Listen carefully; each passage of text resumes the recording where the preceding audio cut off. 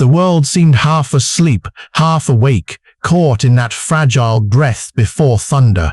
Engines murmured beneath the mist, not the hum of peace, but the growl of men and machines bound for the edge of destiny. What does courage look like when metal meets flesh, when technology becomes both shield and coffin? Even the most modern equipment cannot silence the heartbeat of fear. Inside armored hulls, soldiers whispered prayers, not for victory, but for survival. That they were not heroes, nor villains, just men trapped in a burning dawn where the line between life and steel blurred into smoke. War knows no romance, only echoes in the fog. Transition, setting the stage. October 12th, 2025. The plains of Donetsk, drenched in dew and silence, were about to awaken to fire.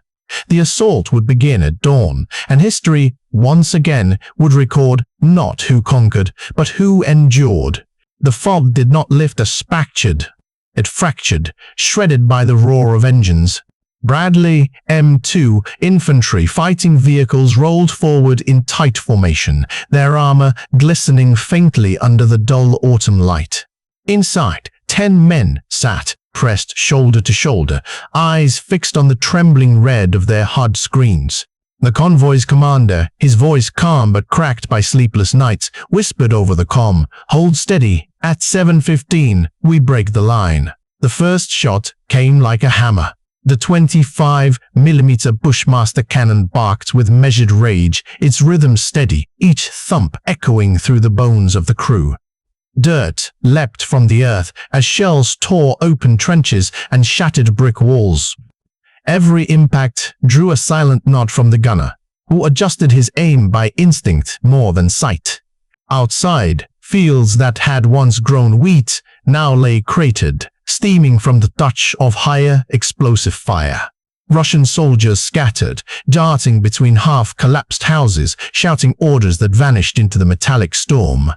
A motorbike revved somewhere ahead, an act of panic more than strategy. The gunner saw it, marked it, and the commander's quiet order came, "Tau, 1 shot."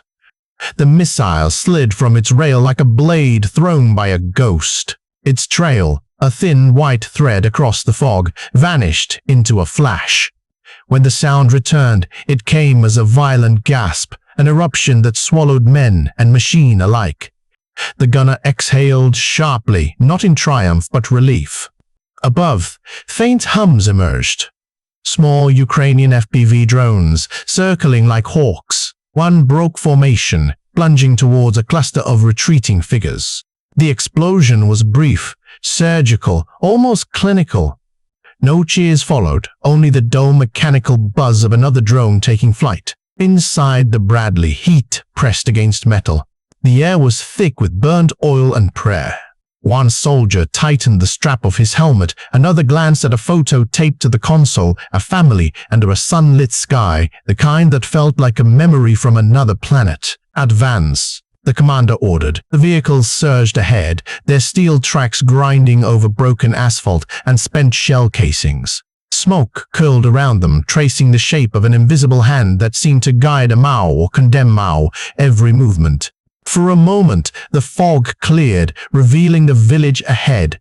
Windows shattered, walls scarred black. This was not conquest, it was attrition, the kind that devoured both sides until nothing human remained.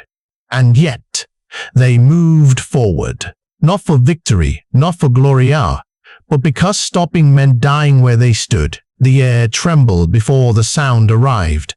Then, like a second dawn, a low thunder rolled across the plains. A Suez 25 Frogfoot burst through the fog, its underbelly gleaming in the fractured sunlight. Built to survive hell itself, the aircraft swooped down so low that its exhaust pressed dust flat against the ground. To the men below, it was less a plane than a punishment.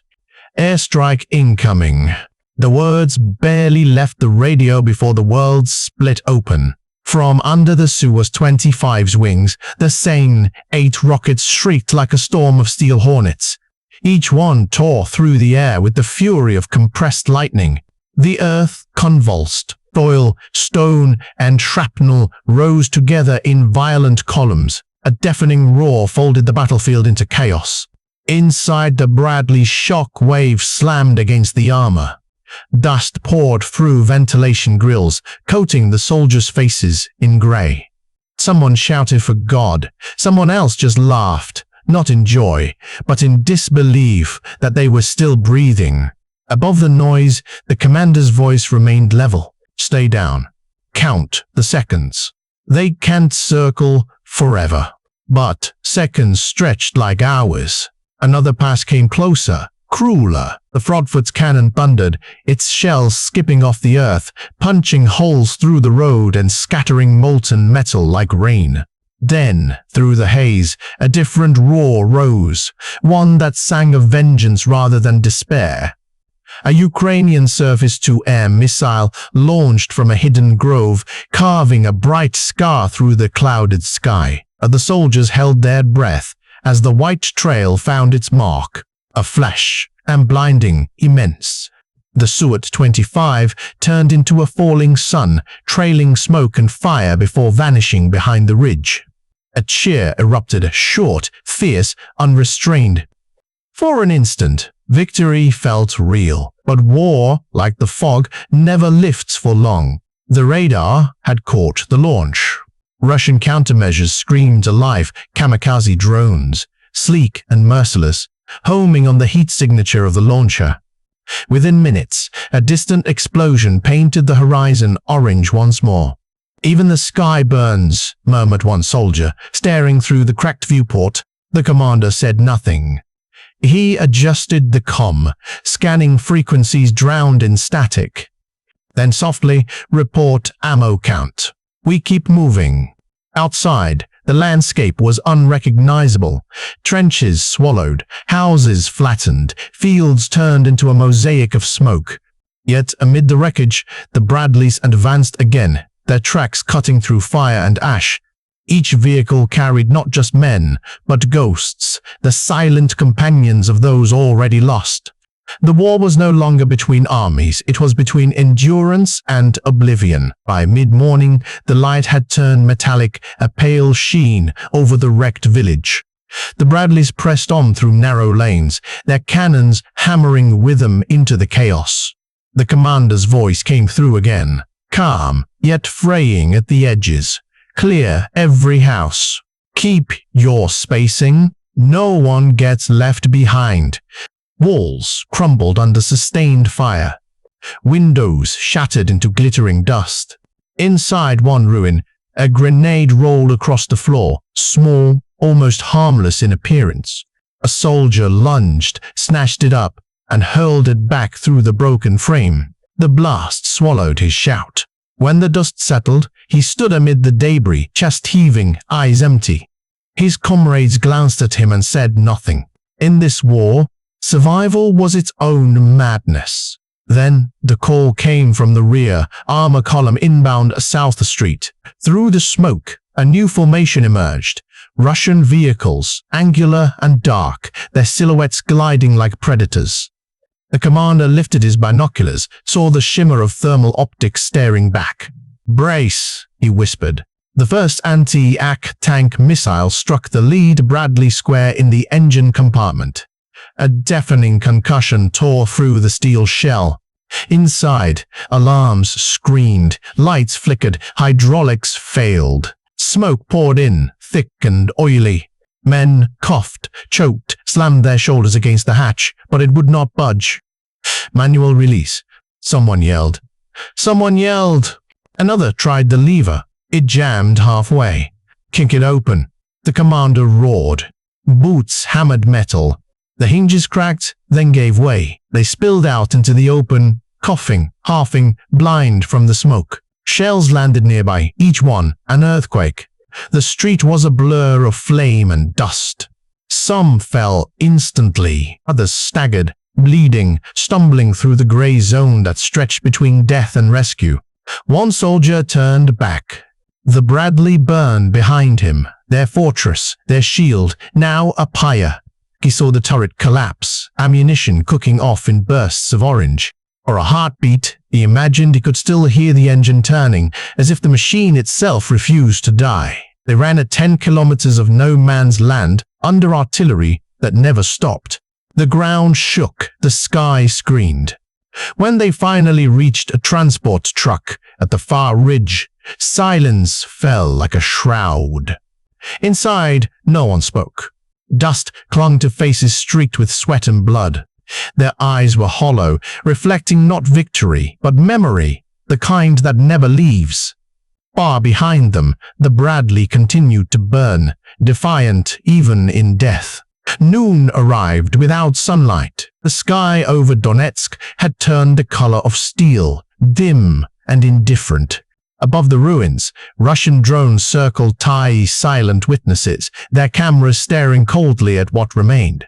The Bradley lay open, its armor blackened and twisted, flames dancing from the torn hatch. Smoke coiled upward like an unspoken eulogy. Somewhere in the distance, artillery still muttered, but the battle itself was already history, a ghost recorded in pixels and ash. Within hours, the footage spread. On propaganda channels, laughter echoed over captions. "Here is how the American Bradley turns into scrap metal."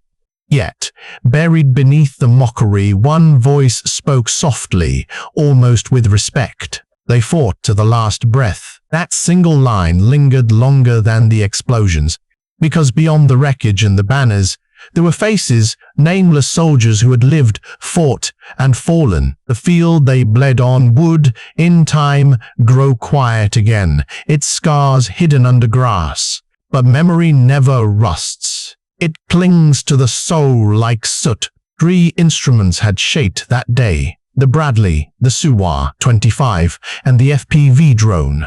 Each was a masterpiece of military equipment, born from decades of design and ambition. Yet, in Donetsk, they became equal under the same fire, stripped of glory, reduced to what they truly were: tools of survival in a war that devours its masters. Military equipment defines the age, but it cannot define humanity. It can measure range and speed, but not fear. It can burn cities, but not erase the whisper of a dying comrade. And in the end, no matter whose flag waves above the ruins, one truth remains: every soldier carries the same burden, the weight of silence, the echo of those who did not return. So when the dust settles and the screens go dark, we remember not the metal, but the men, not the machines, but the moments between heartbeats. Peace, freedom. So, freedom. Fog swirled like ghosts over the outskirts of Donetsk.